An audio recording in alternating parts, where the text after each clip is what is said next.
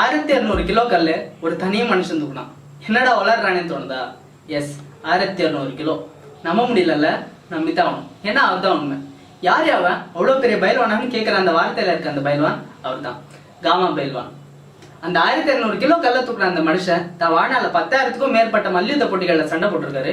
ஒரு போட்டியில கூட தோத்ததில்ல. ப்ரூஸ் லீக்கே இன்ஸ்பிரேஷனா இருந்தவர். இப்போ வர படத்துல இந்த விஜய்க்கும் அஜித்துக்கும் ரெஃபரன்ஸ் இருக்கிற மாதிரி இல்லாம காமா பயில்வான் தெரியுமாடா, அவரோட ஒரே சிஷியர் சோம பயில்வான்டா நானு பாக்யராஜ் இன்டர் போய் நாளைவா படத்துல அந்த மாமனிதருக்கு ஒரு ரெஃபரன்ஸ் வச்சார். இதுல ரொம்ப முக்கியமான விஷயம் என்னன்னு பாத்தீங்கன்னா, அவர் ஒரு இந்தியர். நம்மள எத்தனை பேர் ஒரு 60 கிலோ, சரி 60 கிலோ வேணா விடுங்க, ஒரு 40 கிலோ முட்டையை தனியா தூக்க முடியும். அப்படியே தூக்குனாலும் 40 கிலோ எங்க, 1200 கிலோ எங்க? உலக அளவுல இப்படி ஒரு ரெக்கார்டை நம்மளால யோசிச்சு பார்க்க முடியுமா? இப்ப ஏற்பட்ட மனிதர்கள் வாழ்ந்த நாடு நம்ம இந்தியா. ஆனா இப்போ ஒரு தண்ணி கேன் தூக்கி வைக்க துணைக்கு ஆள் கூப்பிடுறோம். இந்த லெகசி காட் ஓவர். சோப்ராங்கி இந்தியர்களின் சரித்திரமா நம்ம என்ன கேட்டா ஆமான்னு தான் சொல்லுவேன். ஒலிம்பிக்ஸ்ல கோல்டு மெடல் இல்ல, ஃபுட்பால் விளையாட நல்ல டீம் இல்ல, hockey is national game of India விளையாட ஆளே இல்ல, ஸ்பிரிண்டோட வலுவான கால் இல்ல, இப்படி எதுவுமே இல்ல. ஸ்போர்ட்ஸ்ல பாலிடிக்ஸ் பண்றாங்க, ஒழுங்கா செலக்ஷன் நடத்தல அப்படின்னு சொல்லி நாமளே மனசை தேத்திட்டு இருக்கோம். ஆனா உண்மை என்னன்னா, ஸ்போர்ட்ஸ்ல பாலிடிக்ஸ் பண்ணலனாலும் ஒழுங்கா செலக்ஷன் நடந்தாலும் நம்மளால ஏதாவது பெருசா பண்ண முடியுமான்றதுதான் கேள்வி. இங்க ஜெயிக்கணுங்கிற வெறி மட்டும் தான் இருக்கு. அது இன்னும் கொஞ்ச நாள்ல பிளே ஸ்டேஷன்ல L219 R219 முடிஞ்சு போயிடும். அதுக்கப்புறம் இந்த ஒட்டு மொத்த உலகத்துக்கு முன்னாடி 200 கோடி மண்புழுவா வாழ்ந்துட்டு இருப்போம். ஏன் நம்ம எப்படி ஆனோம்? இதுல இருந்து வெளில வர்றது எப்படி? மறுபடியும் வலிமையான இந்தியர்களா வர்றது எப்படி? சொல்றேன். செக்கில் ஆட்டுற நல்லெண்ணெய் கொழுப்புன்னு அவனை சொன்னானா, ஃபார்ச்சூன்ல செஞ்சதுன்னு போண்டாவா மாட்டி தின்னானா, அப்புறம் ஹார்ட் அட்டாக் வந்து சாக மாட்டான். ஏதோ சன்ஃபிளவர் ஆயிலாம் உண்மையான தூய்மையான 1 லிட்டர் சன்ஃபிளவர் ஆயில் தயாரிக்கணும்னா எவ்வளவு சன்ஃபிளவர் வேணும்னு என்னைக்காச்சும் யோசிச்சு பார்த்துருக்கோமா? சரி, 1 லிட்டருக்கே எவ்வளோனா டெய்லி எவ்வளோ ஆயிரம் குடும்பங்கள்ல எவ்வளோ கோடி லிட்டர் யூஸ் பண்ணிருக்காங்க. அவ்வளோக்கு என் கணக்குப்படி பார்த்தீங்கன்னா செவ்வாய் பூரா சூரியகாந்தி சாகுபடி பண்ணா கூட பத்தாது. பின்ன என்னத்தை தான் யூஸ் பண்றான்னு கேட்குறீங்களா? Processed liquid. சரி வான விடுங்க, அப்புறம் நான் கெமிஸ்ட்ரிக்குள்ள இன்டெப்தா போனா நீங்க மண்ணை சாதி வீடியோ பார்க்க போறீங்க. தயவு செய்து எள்ளு, கடலை, தேங்காய் இதெல்லாம் மில்ல வாங்கி கொடுத்து ஆட்டி பயன்படுத்துங்க. அப்படிலாம் ஏற்கனவே ஆட்டி விற்கிற மில்ல வாங்கி பயன்படுத்துங்க. நமக்காக இல்லைனாலும் நம்மளோட சந்ததியினருக்காக. மொரோவர் இப்போ கிடைக்கிற எள்ளு, கடலை, அரிசி எல்லாமே ஃபர்டிலைசர்ல உருவாக்குறது, ஹைபிரிட். இந்தியாவில் மறுபடியும் இயற்கை விவசாயம் துளிர்க்கணும்னா குறைஞ்சது 40-50 வருஷமாவது ஆகும். ஸோ அதுக்கு முதல் படியா நீங்க டிவியில் ஆட்ல பாக்குறது இதையும் நம்பாதீங்க. ஆட்ல வரதெல்லாம் டிவியோட போட்டோம், வீட்டுக்கு வாங்கிட்டு வராதீங்க. அடுத்தது பனை வெல்லம்.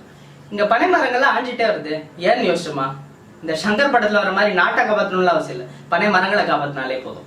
இப்ப இருக்க காலகட்டத்தில் இந்த கருப்பட்டி, பனை வெல்லம் இதெல்லாம் மியூசியத்துல தான் பார்க்க முடியும் போல. ஆனா வருஷம் சுகர் பேஷண்ட்ஸ் மட்டும் கூட்டிகிட்டே போறோம். இந்த 2ஆம் பக்கத்தையும் 8ஆம் பக்கத்தையும் சம்மந்தப்படுத்த மாதிரி இது ரெண்டுத்தையும் சேர்த்து சம்மந்தப்படுத்திக்கோங்க. 1980s நம்ம இப்ப வீட்டுல யூஸ் பண்ற ஜீனியை பெரிய பெரிய ஸ்டார் அவுட்ல தான் யூஸ் பண்ணுவாங்களாம். ஆனா இப்போ எல்லார் வீட்லயும் அந்த கர்மம் தான். 100 வருடங்களுக்கு முன்னாடி இந்தியாவில் சுகர் பேஷண்ட்ஸே இல்லை. ஸோ இந்த வீடியோ பார்க்குற நீங்க தயவு செய்து ஜீனி என்கிற சீம சர்க்கரை கொண்டு போய் குப்பையில போட்டுங்க. நாட்டு வெல்லம் பயன்படுத்துங்க, நாட்டு சர்க்கரை பயன்படுத்துங்க. விஷத்தை கூட குடிங்க, ஆனா அந்த ஜீனியை மட்டும் சாப்பிடாதீங்க. அடுத்தது சாஃப்ட் ட்ரிங்க். இந்தியாவில் ஏற்படுற கிட்னி கல், வயர் சம்பந்தப்பட்ட பிரச்சனை இது எல்லாத்துக்கும் காரணம் அந்த இளவு தான். அதை குடிக்கிறதுக்கு பதிலாக மாட்டுமோ சரி வேணாம் விடுங்க. உண்மையா அதுல கூட ஏதாவது ஒரு நல்ல விஷயம் இருக்கும். எனக்கு மட்டும் ஒரு பவர்ஃபுல் பாம் கிடைச்சுன்னு வைங்களேன், இந்த கோக்கு, பெப்சி இதெல்லாம் தயாரிக்கிற நிறுவனத்தை வெடி வச்சுட்டு காலம் ஃபுல்லா ஜெயில கழித்தீங்க நாரடி. பவுண்டை குடிக்கலாம்ப்பா, உடம்புக்கு நல்லது அப்படின்னு சொல்றது லைட்டா காதல விழுது. குடிங்க, சந்தோஷமா குடிங்க. அப்படியே உங்க இடுப்பு ஓரமா தூக்கி விட்டுருக்க சதையை லைட்டா தொட்டு பாத்துக்குங்க. எல்லாம் கன்றாவி அதே சாக்கடை தான். போதைக்கு கல்லு குடிச்சு தாகத்துக்கு இளநீர் குடிச்சிருந்த தமிழை இன்னைக்கு 7-Up டே நைட்டும் மிக்ஸ் பண்ணி பால் டாயில் குடிச்சிட்டு இருக்கான் கட்டிங்கிற பேர்ல. பூமி தாய் மனிதனுக்கு சுரந்து கொடுக்கும் பாலுக்கு பேர் தான் கல்லுன்னு எழுத்தாளர் சாருணி விதித்தா சொன்னதை ஞாபகத்துக்கு வருது. ஆனா இப்போ கல்லும் இல்லை.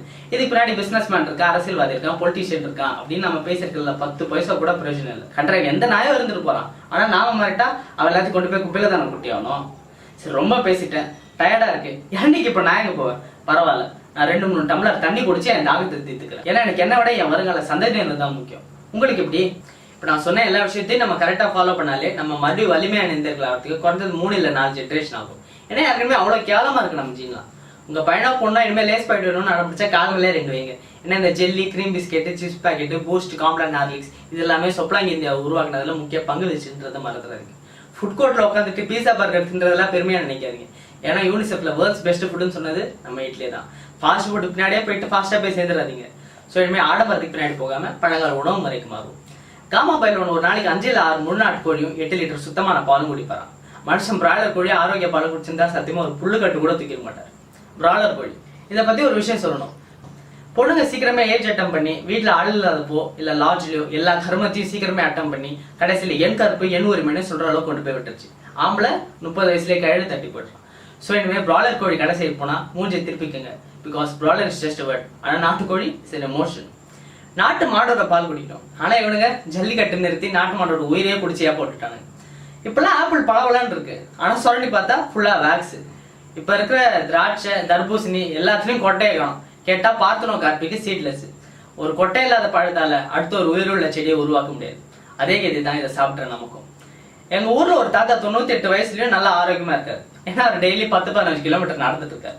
ஸோ நாமளும் இனிமேல் கிட்ட இருக்க இடத்துக்காச்சும் பைக்கில் போகாமல் நடந்து போவோம். பைக் இருந்தால் தான் ஒரு வேணா அவ சொன்னா அவளே வேணா விட்டுரும். ஏன்னா கொஞ்சம் கூட உடல் உழைப்பு இல்லைன்னா நமக்குலாம் 3 வாழ உணவு வேணா பாருங்க, 2 வாழ உணவு எப்போதுமே. உங்க பிள்ளைங்க கையில ஸ்மார்ட் போன் கொடுத்து விளையாட விட்டுறத பெருமையாலாம் நினைக்காதீங்க. ஒரு நாட்டோட எதிர்காலத்தை அழிச்சிட்டு இருக்கோன்றதை நினைச்சு வைக்கப்பட்டுக்கங்க. தயவு செய்து எள்ளு, கடலை, நுங்கு, இளநீ இதை பத்திலாம் சொல்லி வளங்க. முடிஞ்ச அளவுக்கு ஓடி விளையாட விடுங்க. கீழே விழட்டும், அடிபடட்டும். தழும்புகள் தான் வலிமையோட சாட்சி.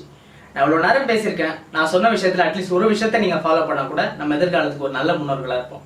அப்புறம் இந்த வீடியோ உங்களுக்கு பிடிச்சிருந்தா லைக் பண்ணுங்க. மிகவும் பிடிச்சிருந்தா ஷேர் பட்டன் அழுத்தி சப்ஸ்கிரைப் பண்ணுங்க. இப்படிலாம் நான் சொன்னேன், செருப்பு கழட்டி அடிங்க. ஏன்னா